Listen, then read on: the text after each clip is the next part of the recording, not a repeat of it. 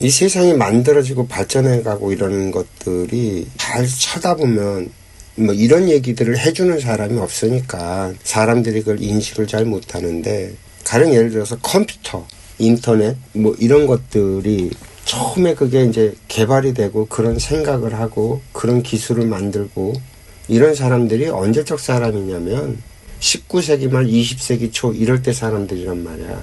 우리가 소위 생각하는 그 아인슈타인이라든지 뭐 이런 사람들이 시작이 돼서 그 생각에 출발을 한 거야. 그러다가 어느 날 거기에서 조금 더 나은 생각, 좀 다른 생각 이런 걸 하는 애들이 나오고 그걸 가지고 놀다가 전자기, 이 전자라는 것, 전자기장이라는 것, 전자가 움직이는 것에 대해서 알게 돼, 과학자들이. 근데 이게 어떤 현상이고 어떤 원리에서 작동되는지를 연구한단 말이야, 과학자는. 근데 사업하는 사람은 그거에서 조금 다른 각도에 있는 애들, 이걸 이용해서 뭘 할 수 있는지를 하다 보면 전기가 그렇게 발명이 된 거거든. 전기, 우리가 지금 이렇게 전등을 쓰고 이렇게 전기를 쓰는 모든 것들이 그렇게 만들어져서 발전이 돼. 이걸 사업으로 만들어내는 사람이 또 있는 거고, 이게 왜 그렇게 작동하는지 그걸 연구하는 애들이 있는 거고. 그러면 이 전기가 만들어지면 이걸 갖고 또 뭘 할 수 있는지 그걸 또 찾아내고 눈 밝은 애들이 있단 말이야, 즐기고. 그러다가 컴퓨터가 나온 거야. 전자가 움직이는 현상에 의해서 컴퓨터라는 게 만들어져. 왜 그렇게 현상이 벌어지는지는 아직까지도 정확하게 이해를 못해.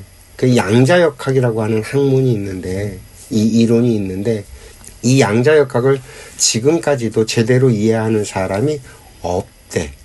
근데 이 양자역학의 이론을 갖고 전기를 이용을 해서 컴퓨터도 만들고, 이제 그 원형은 또 트랜지스터라고 하는, 옛날에 트랜지스터 라디오라는 게 있잖아요.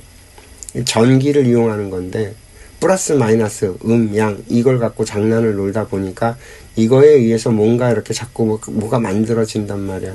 그래서 전기로 만들어진 물건들에 의해서 이 지구별에 사는 인간들의 어떤 생활이, 편리성이 기하급수적으로 늘어난 거야. 전부 다 전기를 이용하니까. 그렇게 전기가 있는 세상에서 태어난 애들은 그냥 전기가 너무너무 당연하게 살잖아. 전기를 만지는 걸 그냥 자연스럽게 가지고 놀고. 어머니도 전기가 있던 시절에 태어난 거야. 그러니까 전기를 가지고 생활하고 이러면서 생활의 필수품들 같은 것들을, 전기를 이용하는 것들을 그냥 자연스럽게 받아들였지. 이상하게 생각 안 했단 말이야. 근데 그 이전 세대들은 전기가 없던 시절에 저 두메산골에 등불로, 호롱불로 불을 밝히면서 살던 사람들은 전기가 두렵고 무섭고 무슨 난리 날까봐 겁을 내고 미리 그랬단 말이지. 그래서 그 사람들은 전기의 혜택을 그렇게 많이 못 누리고 그냥 살다 돌아가셨어, 다들. 그죠? 마찬가지로 컴퓨터가 우리나라에 들어왔을 때 컴퓨터가 들어와 있는 상태에서 태어난 애들이 있단 말이야. 그죠? 우리나라의 그 개인 퍼스널 컴퓨터가 보급되기 시작한 게 80년대 말 90년대 초 요때인데, 정작 이게 대중에게 확 퍼지게 된 건 95년도 윈도우 95라는 게 나오면서부터인데, 그전에는 도스라고 해서 그 컴퓨터에다가 명령어라든지 뭐 이런 걸 타자를 쳐서 넣어갖고 그래서 작동을 시켜야지만 어떤 프로그램이 작동되고 뭐 이런 것들이었는데, 그 언어를 모르면 못하니까 접근이 쉽지 않았다가 윈도우 95라는 게 나오면서 마우스라는 것과 커서라는 것과 이렇게 딸깍딸깍 누르면 작동이 되는 편리성을 제공해주는 프로그램이 나오니까 그때부터 확 퍼져갖고, 그때 했던 얘기들이, 우리가 했던 얘기들이 바보도 컴퓨터 할 수 있는 세상이 온다 뭐 이런 얘기들을 했는데, 정작 어른들은, 기성세대들은 그걸 머리 아프고 골치 아프다라고 쳐버렸단 말이야. 그게 95년도예요 시작이. 그러면 불과 몇 년 전이 아니라 벌써 30년 전이야. 만약에 그때 당시에 어른들이 컴퓨터를 자기네들이 직접 접근해서 만지고 가지고 놀았다면 30년 동안 어땠을까? 어른들이 지금처럼 답답하게 살까? 아니면 전혀 다른 인생을 살고 있을까? 안 준 게 아니었다는 거야. 줬는데도 에휴 살면 뭐 얼마나 산다고 내가 이 나이에 라는 생각으로 골치 아프다고 해가지고 쳐버리는 그 세대들은 다 무너진 거야. 다 뒤떨어지고 세상에. 스마트폰이 처음 나온 게 2007년도예요. 그러니까 95년도에 컴퓨터가 나오고 인터넷이 보급이 되고 그리고 난 다음에 10년 조금 넘은 시간에 스마트폰이라는 게 나온 거야. 방에 컴퓨터를 달고 컴퓨터가 이렇게 붙들려 있던 세상에서 손 안에 들어왔어. 컴퓨터가 인터넷이 돌아다니면서 인터넷을 하고 컴퓨터를 하는 세상이 왔단 말이죠.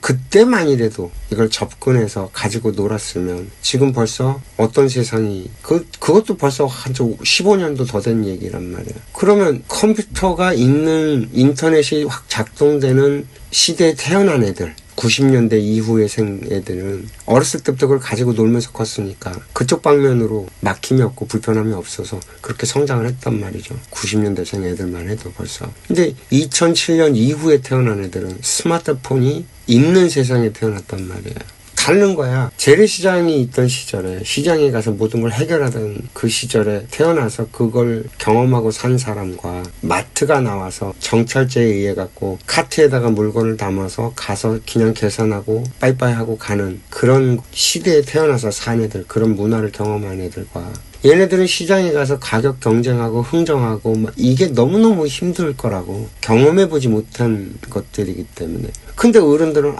정이 있고 이게 뭐 사람 사는 맛이고 뭐 이해가 안 되는 소리를 떠드니 세대 간의 소통이 되냐고.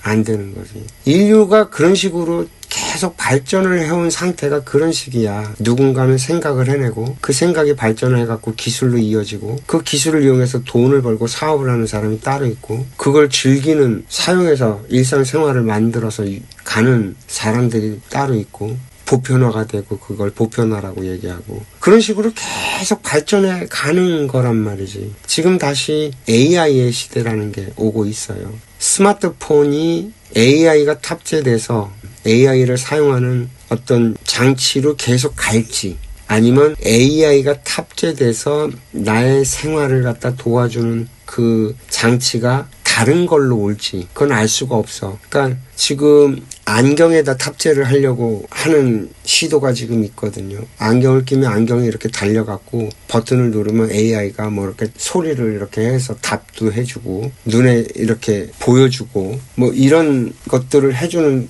그게 기술이 지금 벌써 구현이 되고 있어요. 실제로 구현은 되는데 그게 좀 아직은 좀 어설픈 거고 가격이 비싼 거지. 스마트폰이 처음 나왔을 때 그랬거든. 어설퍼. 할 게 별로 없어. 그래서 초창기 때 나도 나오자마자 바로 그걸 사서 썼지만 초창기 때는 할 게 별로 없었어. 할 게 진짜 별로 없었어. 가지고 놀 수 있는 게 별로 없고 게임도 어설펐고. 근데 시장이 만들어지니까 이 시장을 갖다가 활성화시키기 위해서 계속 왜냐면 그게 돈이 된다고 하니까 그쪽에 계속 투자가 들어오고 그걸 하겠어 거기서 돈을 벌겠다는 애들이 계속 그 일을 하니까 너무 많아졌지. 컴퓨터 인터넷이라는 게 그렇게 성장을 했던 것처럼. 그러면 지금 스마트폰을 들고 다니지 않고 안경에다가 그걸 탑재하려고 하는 시도가 있는데 지금은 어설프지만 계속 끝까지 어설플까 이런 거고. 로봇 기술이 지금 발전을 하고 있잖아요. 로봇 기술이 발전하면서 어떤 일들이 지금 벌어지냐면 신체 장애자들 이제 척추 때문에 하반신 불수가 왔던 사람들이나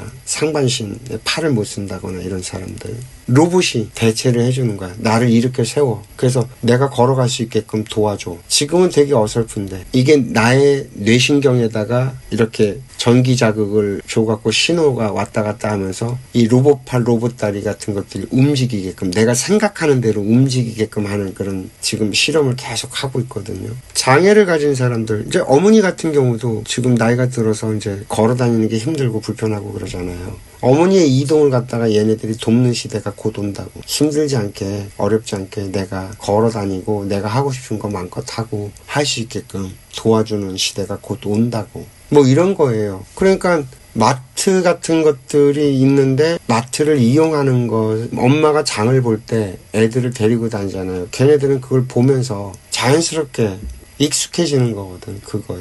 그잖아요.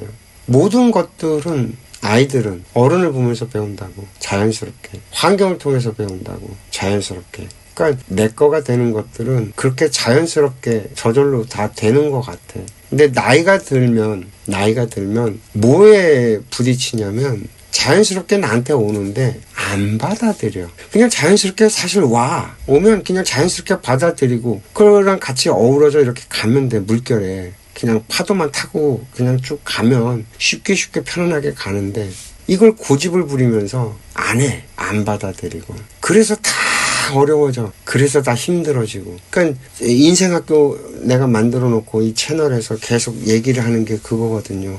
들어라. 듣기만 해라. 아니라고만 하지 마라. 받아둬라. 언제 써먹어도 써먹으니까. 언제 쓰여도 쓰이니까. 지금 나한테 그것이 보여지고 그것이 나한테 들려질 땐 반드시 필요해서 내한테 필요로 해서 온다. 그게 듣기 싫은 소리든 듣기 좋은 소리든 뭐든 간에 이유가 있어서 오니 받아둬라. 받아두기만 하면 그게 쌓여서 내가 늘 얘기하는 그 항아리 이론 있잖아요. 항아리에 물이 넘친다 언젠가. 넘치게 되면 그때 되면 자연스럽게 내가 다 써먹으면서 살 수 있어지니까 쉽게 발전하고 쉽게 성장해 갈 수 있는데 왜 그걸 거부하냐. 근데 이게 생활의 태도예요. 이게 작은 어떤 생각하는 사고의 방식이고 생활하는 태도의 방식인데 이거 하나만 바꿔놓으면 병도 낫고요. 어려움도 풀리고요. 힘들었던 것도 풀리고요. 안 좋은 게 나한테 오지 않고요. 점점. 그래서 그냥 자연스럽게 좋아진다. 인생학교 듣기훈련 프로그램이 그냥 저절로 자연스럽게 좋아지게끔 만들어가는 프로그램으로 설계가 되어 있어. 그냥 듣기만 하면 돼. 이게 너무 쉬우니까 에이 그래 해갖고 되겠어 라고 생각들을 하겠는데 제가 늘 하는 얘기 있잖아요. 정말로 좋은 것, 정말로 내 삶에 있어서 필요로 한 것들 있잖아요. 그건 돈으로 주고 사는 게 아니에요. 가령 예를 들어서 산소, 내가 돈을 주고 사서 산소를 써야 된다면 살아갈 수 있는 사람이 있겠어요? 다 죽어요. 그건 공짜로 준다고. 가치를 매길 수가 없으니까. 왜 나는 숨 몇 분 못 쉬면 죽어 그냥. 거기에다 어떻게 가치를 매길 수 있어. 그러니까 가치를 매길 수 없는 것들에는 가격을 매기지 않기 때문에 공짜로 주어진다고.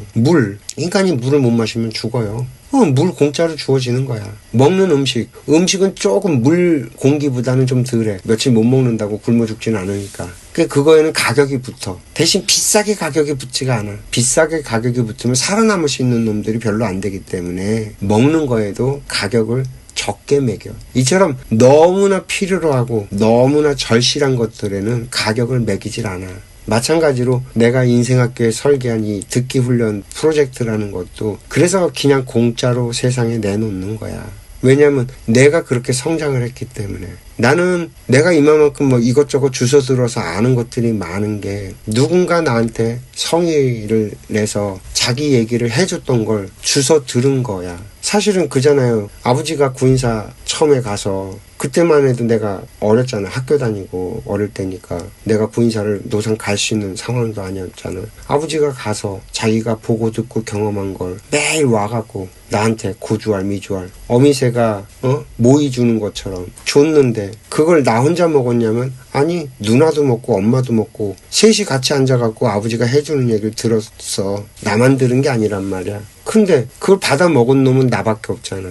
줬는데 안 먹는다니까. 나도 그 시절에는 깊이를 못 알아들었는데 듣고 다른 것들이 와서 합쳐지고 이게 그동안에 내가 살면서 여기저기에서 인연이 된 사람들을 통해서 주워 들은 얘기들이 뭉쳐지고 합쳐지면서 결합이 되다 보니까 이게 큰 그림이 되고 뼈대가 되고 해서 내가 만들어지는 거거든. 그래서 그 깊이가 생겼던 거지. 중학교 1학년짜리가 뭘 알아.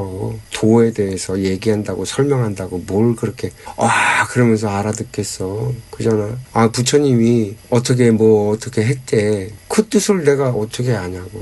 실상은 무상이고 묘법은 무생이며 연하는 무염이다. 이 말을 한문으로 되어 있는 이 말을 얼마나 내가 절절하게 가슴에 와서 알아듣겠냐고. 이 세상에 내 것이 어디 있나 다 사용하다 버리고 갈 뿐이다. 그 말을 처음 접한 게 13살인데 지금에 와서 보니 너무 죽여주는 말인 거야. 그렇지. 아니 내 몸도 내가 이번 생에 받아서 빌려 쓰고 가는 건데, 죽을 땐 이 육신도 두고 가는데, 이 몸이 내 거야? 아니야. 자연 거야. 기독교식으로 얘기하면 이거 하나님 몸이야. 하나님 거야. 내 거 아니야. 빌려 쓰는 거야, 이번 생에. 그러면 이번 생에 이걸 쓸 수 있게끔 이 몸을 빚어서 나한테 만들어준 건 부모님이야. 근데 내 영혼은 부모님이 만들어줬냐? 아니, 그러지 않아. 내 영혼은 원래 그냥 있었던 거고, 몸을 만들어 놓으니까 거기에 들어와서 난 사는 거야. 그러면 엄마 아빠의 영혼과 내 영혼은 별개인데, 왜 그런 일이 벌어지느냐? 아, 전생이란 것이 있고, 그때 나한테 빚진 게 있어서 그 빚을 갚기 위해서 내 몸을 만들어 준 거야.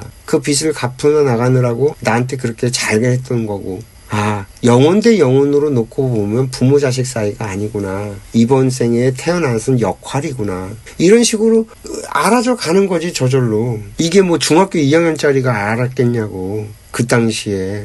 처음부터 그렇게 되는 게 아니라는 거예요. 계속 내가 하는 얘기는 첫 술에 배부르냐 소리가 이거라. 한 술 먹어갖고 배가 불러지냐고.